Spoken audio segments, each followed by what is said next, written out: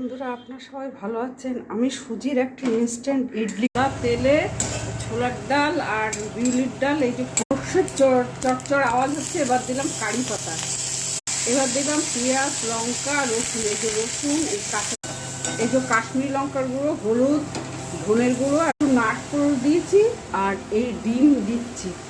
যে ধনে পাতার একটু চিনি দিয়েছি। এবার এই জল, এবার একটা নারকেলের চাটনি বানাবো।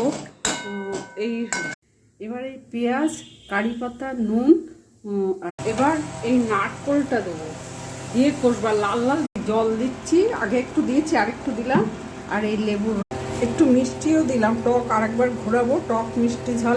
সর্ষে, জিরে, শুকনো লঙ্কা দিয়েছি আর লেবু দিচ্ছি আমার অ্যাক্টিভেট করার জন্য। আমার কাছে ডিম হচ্ছে আর এইখানে অয়েল ব্রাশ করে নিয়েছি। তারপরে 20 মিনিট লেগেছে, ইডলি হয়ে গেছে। আর এইটা হচ্ছে নারকেলের চাটনি।